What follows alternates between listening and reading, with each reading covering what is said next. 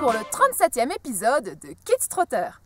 Cette semaine, on est en Bolivie, un pays situé en plein centre de l'Amérique du Sud, au nord du Chili et de l'Argentine.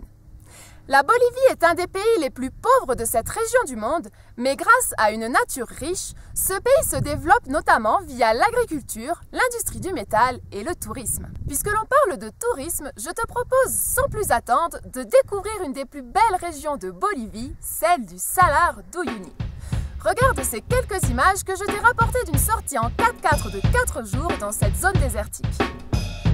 La région du Salar d'Uyuni se trouve au cœur de l'Altiplano, une zone de haut plateau dans la cordillère des Andes qui se situe au nord du Chili et de l'Argentine et au sud du Pérou et de la Bolivie. Le coin offre des paysages d'une beauté et d'une diversité à couper le souffle. On y trouve notamment des lacs multicolores, d'imposantes montagnes, des geysers et même des volcans qui, pour certains, sont toujours en activité. Si peu d'hommes habitent dans cette région désertique, il est ici impossible de ne pas croiser la route de flamants roses et de lamas.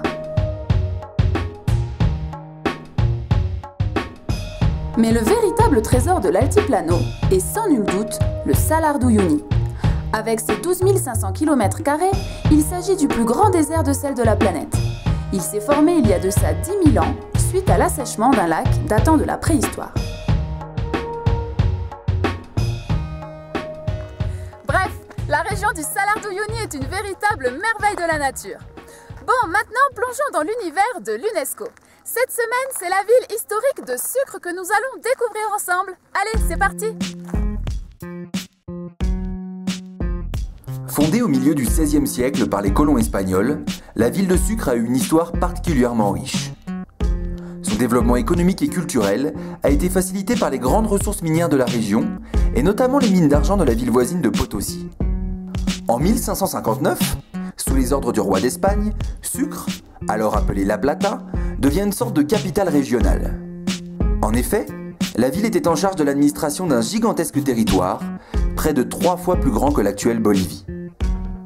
C'est seulement en 1825, en l'honneur d'Antonio José de Sucre, qui participa activement à la libération de la Bolivie de l'emprise espagnole, que la ville prit son nom actuel de Sucre.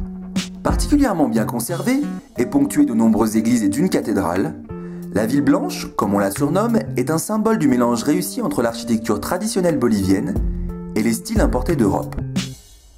Si la ville de La Paz est aujourd'hui la capitale administrative de la Bolivie, là où siège le gouvernement, Sucre reste la capitale inscrite dans la Constitution. Elle abrite d'ailleurs le siège de la Cour suprême du pays.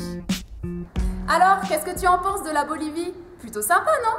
Sache qu'en plus de la beauté des paysages, les gens d'ici sont très accueillants.